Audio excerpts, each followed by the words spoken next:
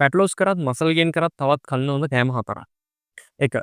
අල gram 100ක calories 87යි, protein gram 2යි, carbohydrate 8.5යි, ෆැට්ස් 0.1යි.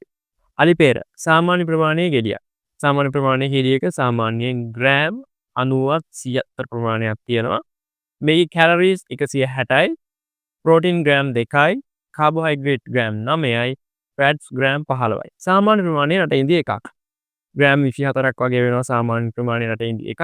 Calories 66යි, ප්‍රෝටීන් 0.2යි ග්‍රෑම්, කාබෝහයිඩ්‍රේට් ග්‍රෑම් 18යි, ෆැට්ස් 0.3යි ග්‍රෑම්. සාමාන්‍ය ප්‍රමාණයේ බඩේරුම් කරලා. සාමාන්‍යයෙන් බඩේරුම් කරලක සාමාන්‍ය ප්‍රමාණික ග්‍රෑම් 90ත් 100ත් අතර ප්‍රමාණයක් තමයි තියෙන්නේ. මේකේ කැලරිස් 77ත් 86ත් අතර ප්‍රමාණයක් අන්තර්ගත වෙනවා.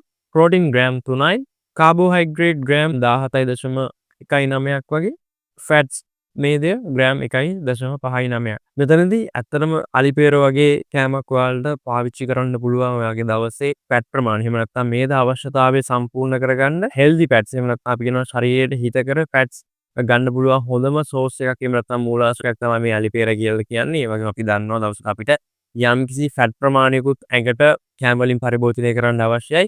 ඉතින් ඒ ප්‍රමාණය සපුරා ගන්න හොඳම මූලාශ්‍රයක් විදිහට අපිට අලිපේර දක්වන්න පුළුවන්. ඒත් එක්කම රටින් ඉඳි ගත්තොත් එහෙම අපි දන්නවා අපි එක එකිනාට ආශාවල් තියෙනවා තනි රස නිකන් අපි කියනවා ක්‍රේවින්ග්ස් කියලා. ඉතින් මේ තනි රස ක්‍රේවින්ග් එකක් වගේ ආවොත් රටින් ඉඳි වගේ කෑමක් පාවිච්චි කරලා ඔයාලට පුළුවන් ඒක සමනය කරගන්න. ඔයාලගේ ආශාව තෘප්තිමත් කරගන්න. ඒත් එක්කම කෝන් එහෙම නැත්නම් බඩේරිගුඩ. බඩේරිගුඩ කියන්නේ ගොඩක් අපි කෑම වලට අපිට මුසු කරගන්න පුළුවන් එකතු කරගන්න පුළුවන් හොඳ කෑම. රසවත් කෑමක්. ඉතින් මේ දේවල් ඔයාලා ෆැට් ලොස් එක හිටියත් මසල් ගේන් එක හිටියත් පාවිච්චි කරන්න පුළුවන් හොඳ පෝෂ්‍ය පදාර්ථ වලින් සමන්විත කෑම. ඉතින් මේ වගේ ෆිට්නස් වල ප්‍රයෝජනවත් වීඩියෝස් බලන්න එකතු වෙන්න මේ Dream Fitness by Senuka.